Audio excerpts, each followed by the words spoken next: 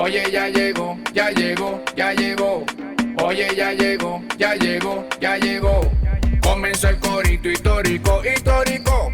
Comenzó el corito histórico, histórico. El podcast en idiomas de la calle. Si no lo conoces, mejor que te calles. Esto es para gente común y corriente. De lo que sucede, siempre está pendiente. Con Javier Lara y Dorian Márquez. Así que para la oreja que no repito, óyeme.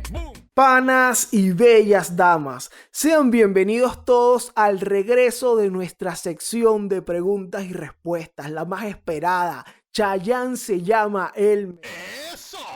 Miren, vinimos de nuevo como todos los viernes de hace un tiempo, poniendo el arma en el ruedo, como este gran prócer Elmer Figueroa, respondiendo todas las preguntas que nos han hecho a través de nuestro Sendo Beta, el sistema Elmer nominal de discusiones objetivas Chayanne. Háblales, Manao. Así es. Pero recuerden que este es El Corito Histórico, el podcast donde les contamos la historia de Venezuela de una forma clara, concisa, amena y entendible. Es decir, como no se las contaron sus lamentables profesores de historia de Venezuela del bachillerato, que son la razón por la cual terminaron votando por Chávez. Y además, El Corito Histórico es el podcast que te enseña, y si te descuidas, también te preña. Pero solamente si tú quieres, bella dama. Solo si tú lo quieres, mi amor. Porque ante todo siempre tenemos el consentimiento. Como el vallenato. Saben que yo estoy contentísimo por volver a estas faenas de responder las dudas, esas preguntas que nos lanzan ahí todos los coristas históricos, toda esa gente chévere que nos escribe. Y más ahorita que, bueno, estamos estrenando aquí el sistema Elmer a cargo de nuestro panita Manuel Durán. Y entonces, bueno, ahí nosotros hemos recolectado ya para este primer episodio 4 preguntas. 2 van a ser respondidas por Javier y 2 por mí. Entonces, bueno, tú me dices, Manao, si empezamos a darle chispa, candela y fuego a este asunto. Pero claro que sí, pana mío. Voy a empezar con una preguntita que me mandan unos panas de Israel, unos venezolanos radicados en Tierra Santa. Estos panas llamados Manuel Guzmán Kiser y Mordejai Manchego me preguntan lo siguiente: Javier, ¿cuál de las guerras de independencia te parece más interesante y por qué?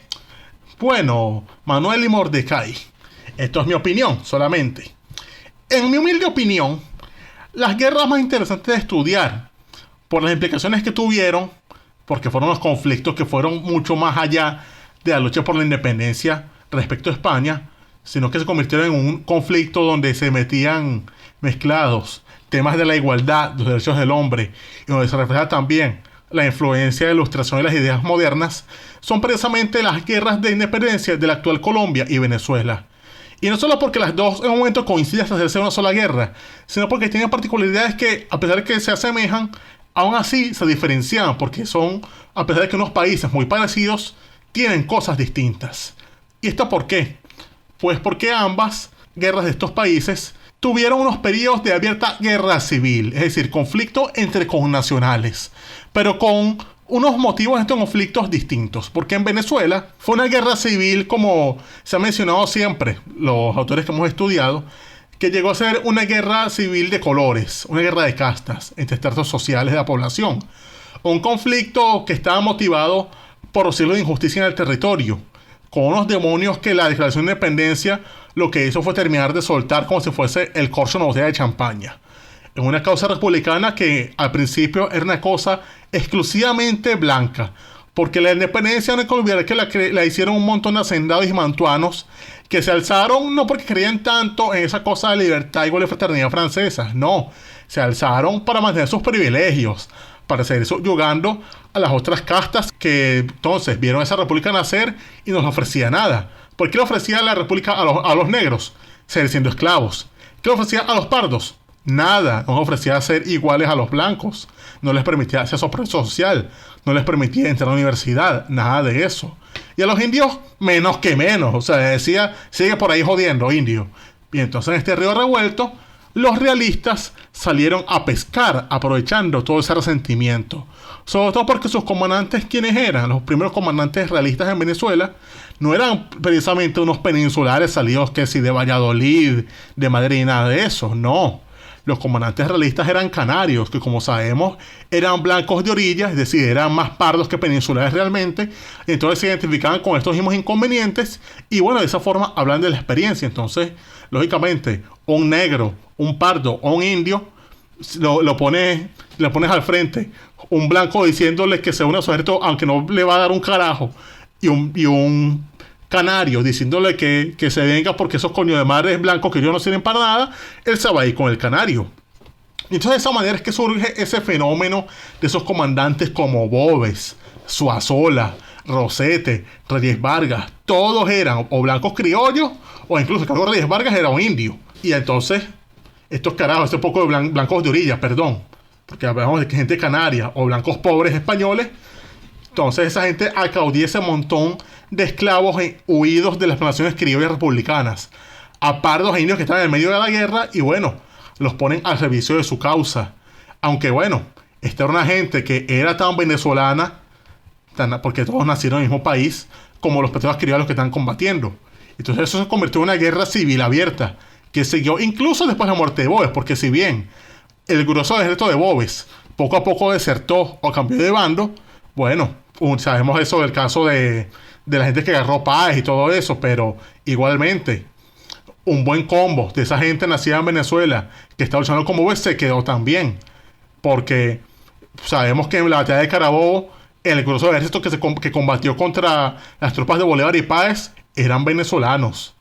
Porque si bien Morillo trajo su expedición pacificadora, un montón de peninsulares, esa gente poco a poco fue cayendo víctima de todo. O sea, entre la guerra, las enfermedades, el clima, los desplazamientos, las deserciones, esa gente se fue reduciendo y entonces no le quedó otra a los comandantes, a Morillo, a Tomás Morales, sino reclutar más gente del país para que se uniera a su causa. Y entonces, de esa manera, esa es la guerra venezolana, una guerra civil de tipo social, con una lucha que sí, la independencia era el gran objetivo, pero dentro de eso está el trasfondo de una guerra civil terrible entre castas. Pero en Colombia, ¿qué pasaba? En la Nueva Granada entonces, pues también hubo guerra civil, pero bueno, todas las guerras civiles son horribles realmente, pero esto es una cosa distinta, que es que fue una guerra civil entre patriotas, es decir, los mismos que querían independencia de España tenían un inconveniente entre sí, en lo que se llama el periodo de la patria boba. ¿Qué pasó aquí? ¿Por qué esa gente fue a la guerra? Pues por una motivación política, de orden respecto a cómo querían ser gobernados, porque ellos sí se independizan de España, pero entonces se enfrentan aquí dos bandos respecto a, ok, nos independizamos, pero ¿cómo vamos a organizar este país? Entonces pasa que se organizan las llamadas Provincias Unidas de Nueva Granada como una federación de repúblicas en todo el país, que entonces cada una se gobernaba, mandaba representantes y de esa manera se hacía una cosa confederada. Pero contra eso se levantaba el estado de Cundinamarca con las ideas del prócer Antonio Nariño, que Nariño era la opinión que no era momento para dar confederaciones porque la amenaza era muy grande y que debía todo unirse en torno a un fuerte gobierno central. Sería una cosa, sí, similar al planteamiento de Bolívar más adelante. Y entonces esto llevó a unos peos entre ellos que, a la par que luchaban contra los españoles que estaban trincheros que es en Santa Marta, por ahí, eso los terminó fragmentando tanto y distrayendo que, bueno, cuando llega Pablo Morillo con su expedición pacificadora, se los lleva a todos. O sea, ahí murieron tanto gente de Cundinamarca como gente de las Provincias Unidas. O sea, ya ahí se los llevaron a todos. Los de las Provincias Unidas poco a poco los terminaron masacrando. A Nariño incluso lo llevaron preso. El tipo fue preso a La Carraca, fue a Cádiz. O sea, estuvo en toda esa vaina. Y los pocos que sobrevivieron, tanto de las Provincias Unidas como de Cundinamarca, pasaron al Casanare a refugiarse hasta que ya después los fue reclutando un tal Bolívar, que se los fue llevando para la República de Colombia. Y bueno, después de eso, todo lo que va a culminar en Boyacá.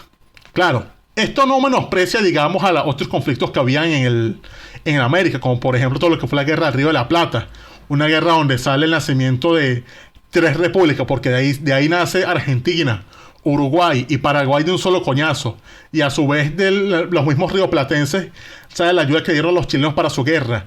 Pero las particularidades que tiene, sobre todo por la longitud, o sea, fue la guerra más larga, la de Colombia y Venezuela, y sobre todo la violencia, hace que este sea un fenómeno más entretenido de estudiar, sobre todo porque hay tanto material que coño, nunca se agota y entonces de ahí te agarras para cualquier cosa y bueno, muestra de eso todos los episodios del Gordo Histórico que hemos sacado y que van a seguir. Exactamente. Yo creo que coincido contigo en eso, de que realmente los procesos de la independencia en Venezuela y en Colombia son mucho más entretenidos, bastante interesantes en todo ese aspecto, en la profundidad social y también en lo militar. Y sobre todo también porque todo, de alguna manera, el camino de la independencia, llamémoslo así, arranca desde aquí, como hemos comentado con el tema de las grandes batallas.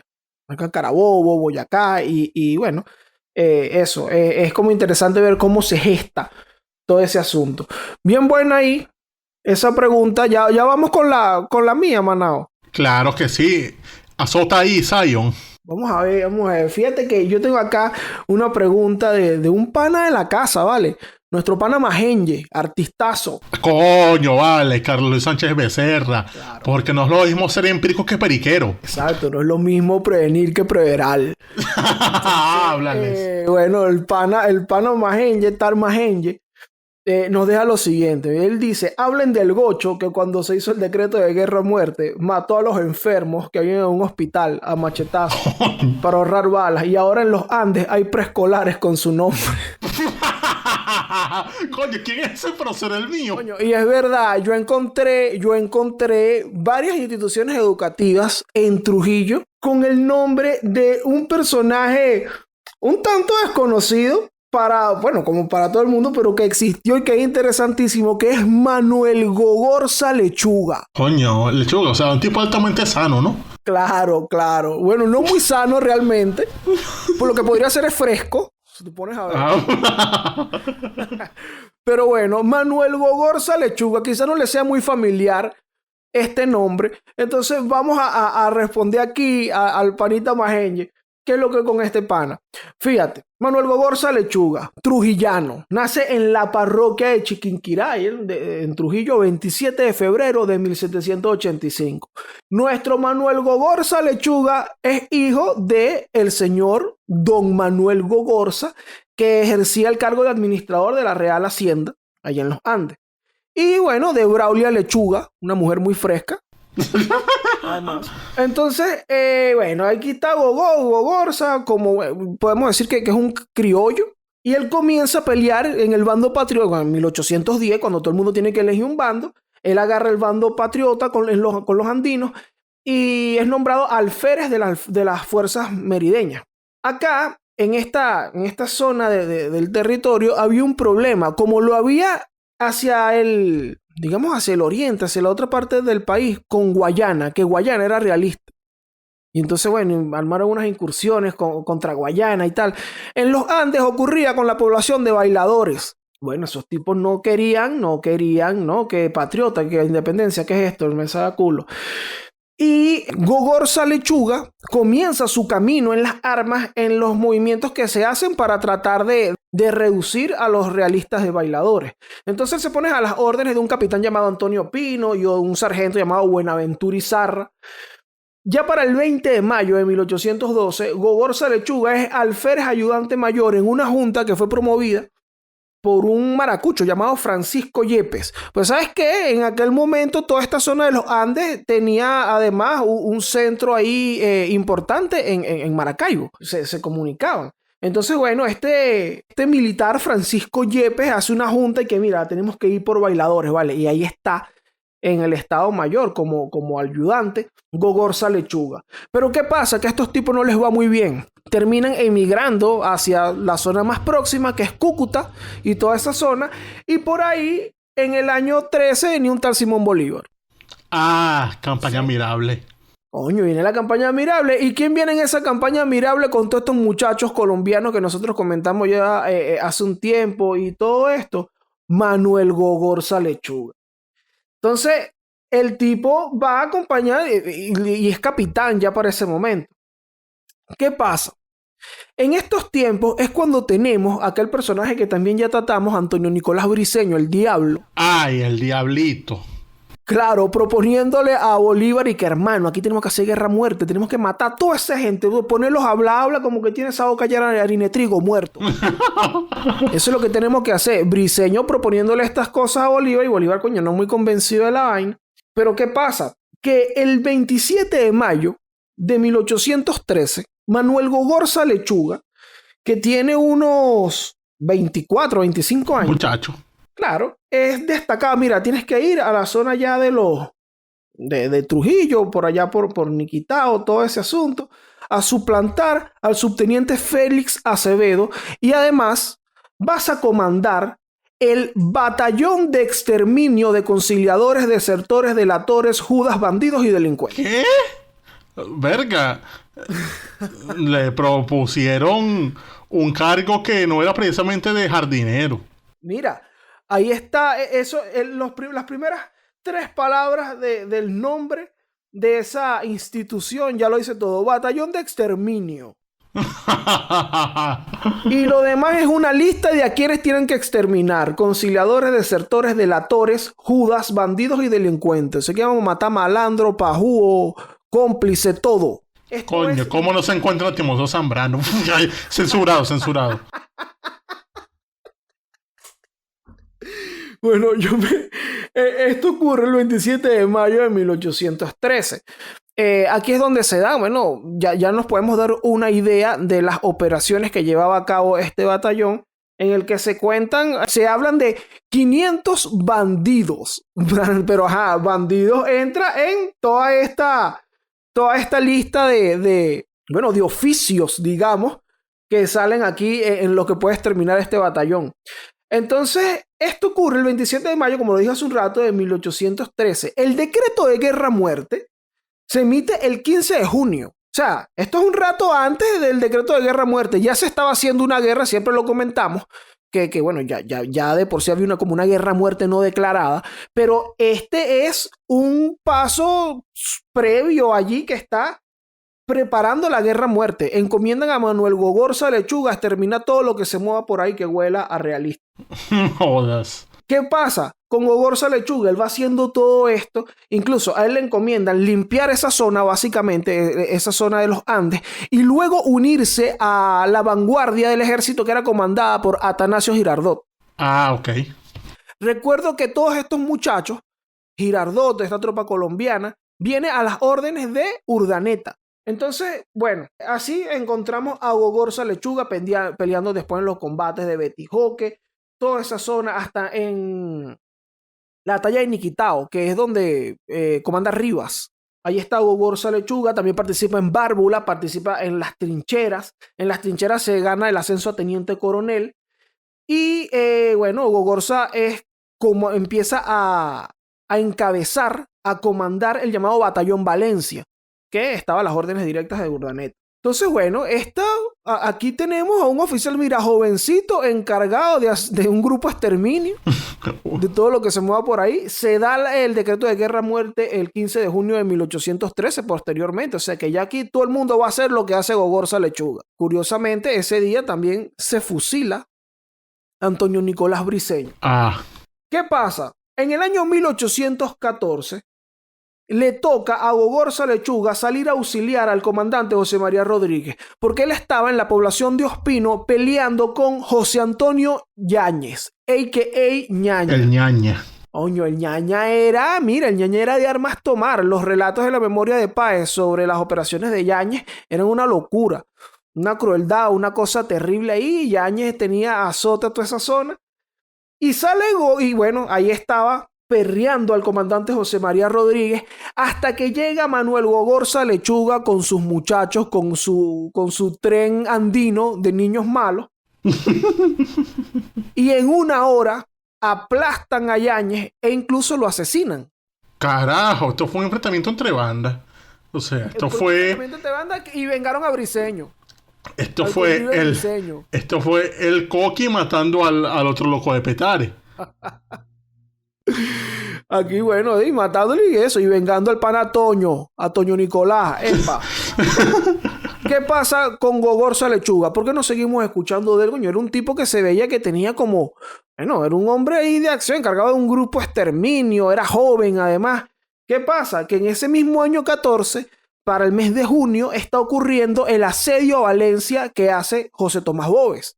José Tomás Boves intenta rendir la ciudad, están allí, bueno, los notables del sitio y también unas fuerzas patriotas dentro de las que se encuentran Juan Escalona, el teniente coronel Félix Uzcategui, y también está en el convento de San Francisco Manuel Gogorza Lechuga, con 25 hombres. Nada más. Está Boves con unos 5.000 hombres. Además, después llegan Cajigal, De la Calzada, Ceballos, con unos 1.000 hombres más. Y bueno, todos se ven ahí jodidos. Incluso a Gogorza, los realistas entran al convento, lo sacan, el tipo se entra coñazo igual y logra recuperar la posición. Pero llega un momento cuando llega todo este gentío, se ven rodeados y dice, oye, no podemos de verdad con esto. Y bueno, como que firman una capitulación, pues rinden la ciudad, nos rendimos. Pero sabemos lo que ocurre acá, es que Boves no respeta nada de esto. Y ahí pasan por las armas a todos los notables de la ciudad y todos los que le estaban defendiendo, incluyendo a Manuel Gogorza Lechuga, que es empalado. Ah, coño. Bueno, pero un muchacho malo así no podía morir de forma digna en ese contexto de la guerra. O sea, si vemos cómo terminaron masacrando a José Félix Rivas, a alguien como Gogorza Lechuga con ese prontuario, no podían darle una sepultura digna. O sea, le dieron... Murió, como dirían, o sea, quien a hierro mata no muere a sombrerazos. Entonces, bueno, como dice Magenje, no hay quizás, bueno, una plaza por ahí Gogorza Lechuga, pero sí hay unos colegios. Coño, se quiere el ejemplo de que Gogorza Lechuga dio, coño, mano. Sí, ¿cómo así, vale? Entonces, bueno, un personaje muy interesante porque, bueno, forma parte de un contexto de la guerra en el que, bueno, que deja mucho que ver. El nombre del batallón que comandaba, la guerra muerte próxima, la muerte de Briceño, cómo se ensañan y cómo lo asesinan luego, porque bueno, el tipo los tenía a monte también, había matado a Yáñez. Y bueno, esto es lo que hay con Manuel Gogorza Lechuga. El FAES de 1914, digamos. Sí mismo. ¿Qué más tienes tú por ahí? Bueno, aquí hay una preguntita buena que hace Oliver Alfonso Bernal. Pregunta: panas, ¿qué tan importante fue Bolívar en la independencia en Latinoamérica para las revoluciones europeas del siglo XIX? ¿Influyeron sus ideas o su imagen en algo? Pues claro que fue importante la figura de Bolívar en el siglo XIX europeo. O sea, sabemos que era popular, sobre todo en lugares tan disímiles como Francia, la actual Italia o hasta en Grecia. O sea, esto lo comentamos más o menos en el episodio que hicimos de cumpleaños de Bolívar, de cómo hay tantos homenajes a él que se le hicieron incluso en vida, y bueno, calles, plazas y todas esas cosas en Europa y en América. En el caso de Italia, por ejemplo, se sabe lo mucho que influyó el pensamiento bolivariano en un tipo llamado Giuseppe Garibaldi, que es como decir el padre de la patria de la Italia moderna, porque es el tipo que tomó esa idea de la unidad de todos los reinos, repúblicas y ducados italianos para una sola nación, que terminó... Es el Arbey Angulo de allá. Exactamente, Garibaldi es el Arbey Angulo italiano. Mamá cazzo, eso se llama playerismo. El caso es que nuestro Garibaldi, él, sí, se tomó desde Bolívar esa idea de la unidad, esas cosas que planteaba Bolívar de la unidad de las naciones y todo eso. Bueno, él la tomó para la Italia, que estaba en ese momento dividida en un poco de reinos y vainas.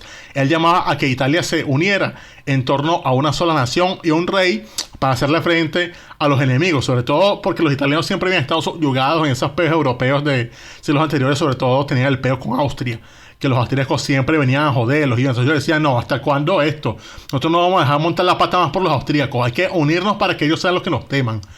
Y entonces, bueno, Garibaldi fue partícipe de esas ideas, tomando desde Bolívar para darle confección a todo eso que se terminó haciendo realidad años después. Incluso, Garibaldi, una muestra de su bolivarianismo, es que en uno de sus tantos exilios, muchos de ellos largos, llegó a estar en Perú en el año 1851.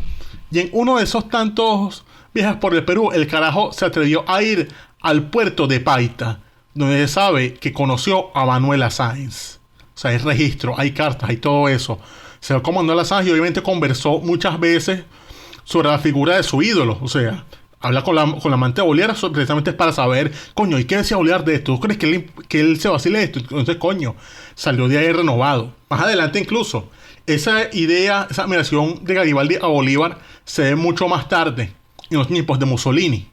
Precisamente porque Mussolini, una de las cosas que él toma para su diario fascista, como literatura recomendada, es precisamente el libro Cesarismo Democrático y otros relatos de Vanilla Lanz, que es un libro que sabemos que se ensalza ahí mucho la figura del libertador dentro de su ideario positivista. Esa cuestión de del César democrático, ese carajo, ese dictador de orden en Venezuela, líder unificador, ejemplar, que era el carajo que tenía que conducir la nación. Entonces Mussolini, que tenía esa edad del duce, bastante parecida a eso, leía ese cesarismo democrático, incluso llegó a invitar a Vanilla Lanz a su país.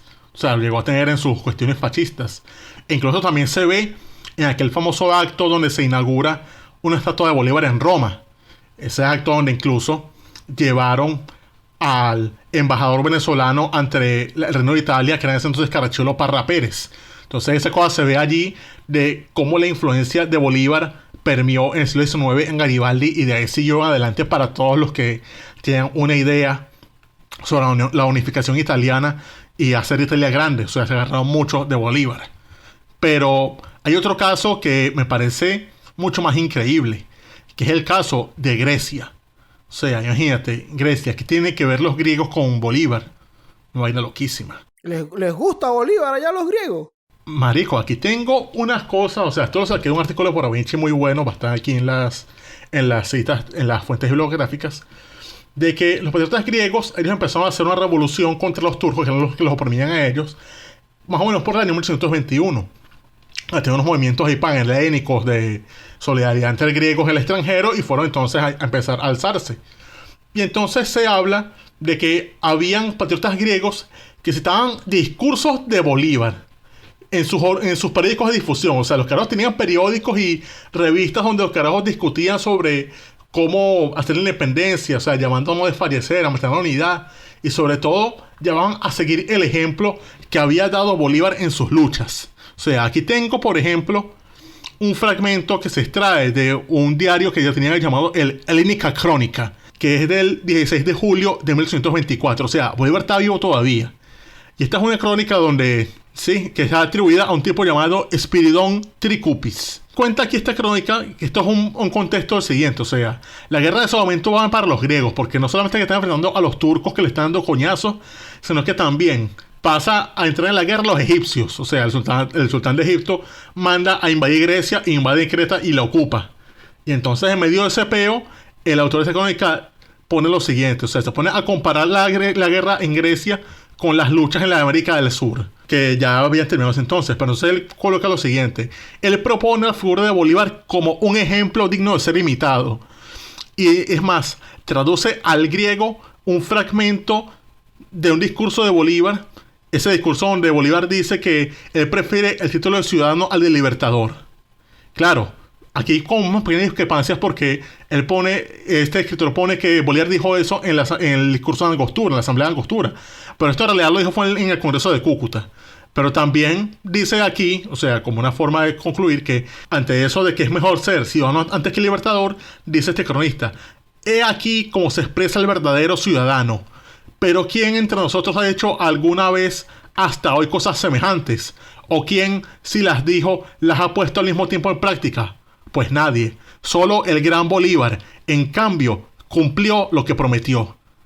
Mano, tú estás viendo el nivel de conocimiento de estos panas del diario bolivariano. O sea, los tipos de verdad tenían en cuenta, o sea, sabían lo que el tipo decía, lo leían, lo citaban, así como citamos nosotros a Harvey Angulo. Citan ellos a Bolívar. Y con Bolívar vivo, o sea, a otro lado del Atlántico ellos sabían que existía un tipo llamado Bolívar y se inspiraban en él en sus luchas contra la opresión. Es decir, esto te habla una vez más de la popularidad de Bolívar en vida. O sea, en una guerra al otro lado del Atlántico, o sea, se habla mucho de que, coño, todo lo que influenció la Revolución Francesa y las guerras napoleónicas en América. Pero, coño, nunca se ha hablado del camino a la inversa, de cómo estas luchas en América terminaron alimentando también a esa Europa que seguía oprimida, porque sí, se habla de que Francia, Inglaterra, pero Francia e Inglaterra es las excepciones.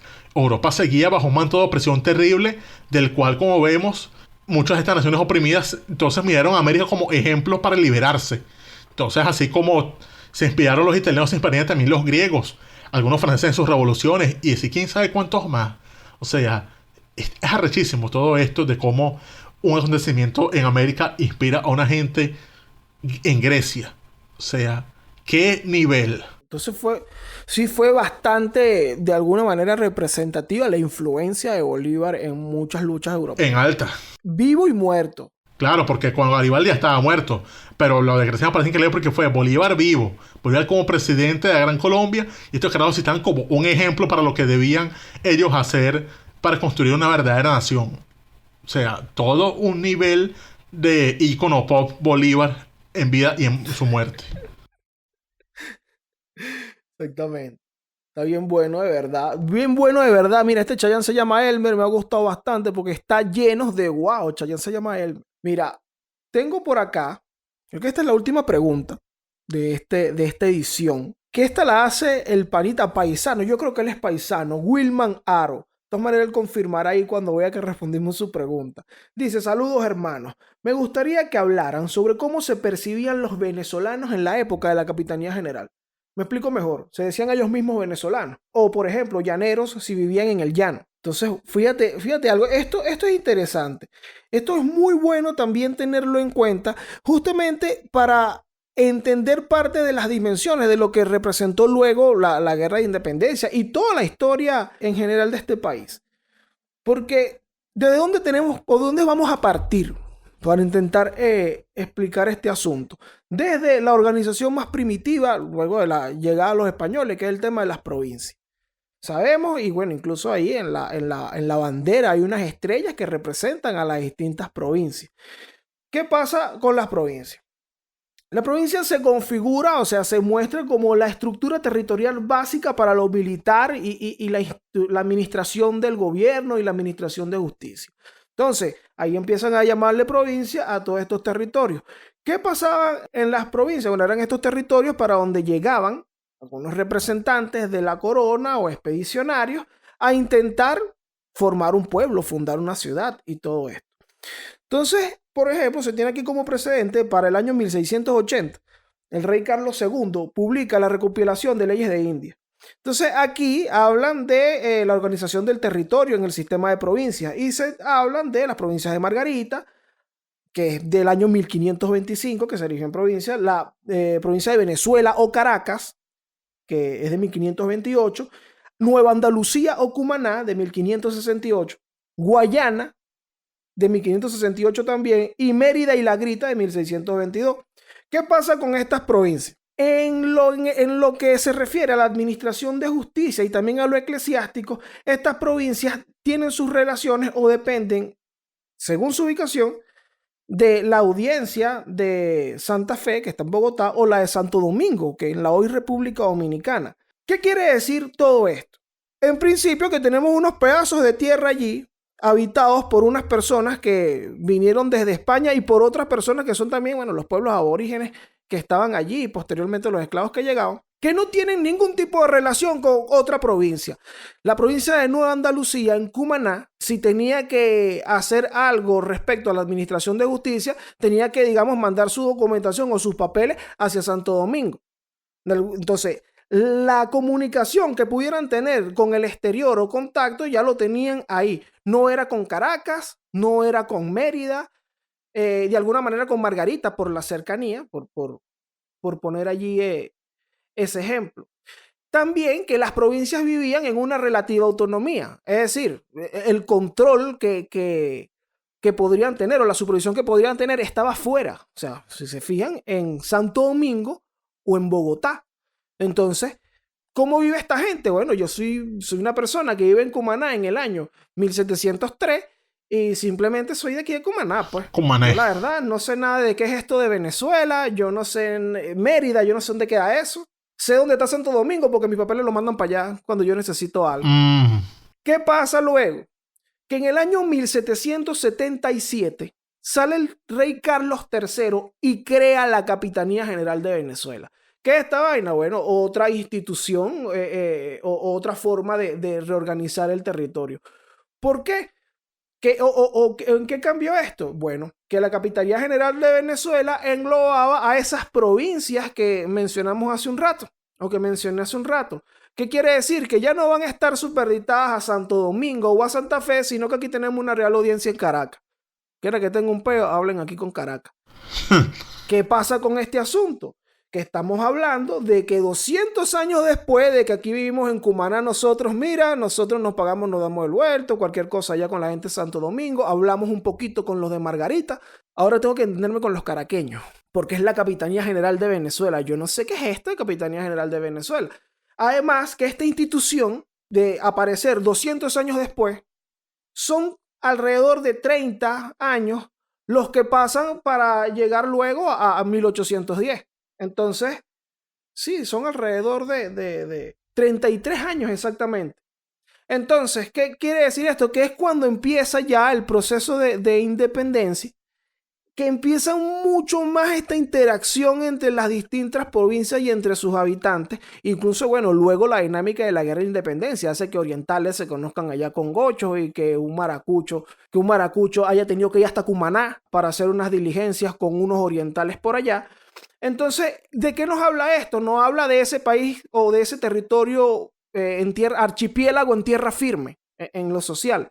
Estamos todos ahí separados y la concepción que se tiene es de ese terreno local que estás viendo. Y esto es algo que queda muy de manifiesto justo durante la guerra de independencia por el comportamiento, por ejemplo, de los jefes orientales. Que los jefes orientales querían, no, mira, pero vamos a independizarnos nosotros. A mí no me interesa eso de Caracas y eso que queda para allá. Eso del Guapo para allá a mí no me interesa. De Cúpira para adelante no.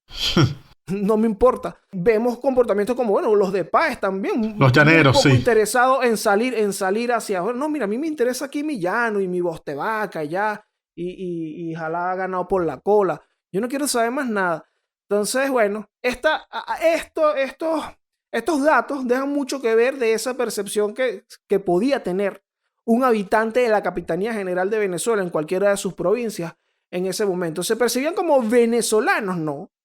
No eran venezolanos, eran orientales, eran llaneros, eran de Cumaná, eran caraqueños, eran de su patria, esa era su patria.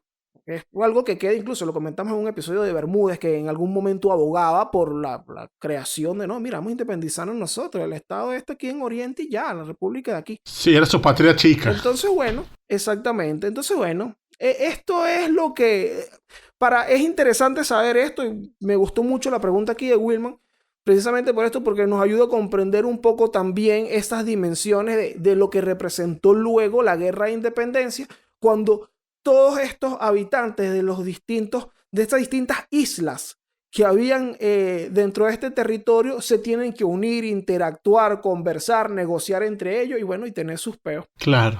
Entonces, esto es lo que hay con esta pregunta. Coño, pero estuvieron buenas estas preguntas. Esto es un buen Elmer que la gente lo pedía y los complacemos. Pero ¿qué le queda ahora a toda esa gente bella y hermosa que nos escucha hacer, Doria Márquez? Si te gustó este contenido y te gustaron, oye, estos chamos respondieron fino, me gustó esta respuesta de estos carajos. Bueno, ahí en la descripción del video, si lo ves en YouTube, en el canal de Daniel Lara Farías, o en todas las plataformas digitales, Spotify, Apple Podcast, Google Podcast, allí en la descripción, en ebooks también, vas a encontrar el enlace para el sistema que estamos utilizando para recolectar todas sus preguntas. Facilito. Entras, ahí dice, loguéate para preguntar, pana. Y haces clic, seleccionas ahí tu cuenta de Google y nos dejas tu pregunta. Y así como hicimos hoy con estos 4 coristas históricos que nos preguntaron aquí, también vamos a estar respondiendo, haciendo la tarea en principio, porque bien, esto es importantísimo. Estamos haciendo la tarea y respondiéndotelas aquí. Pero también la gente tiene que saber que estamos en todas las plataformas digitales.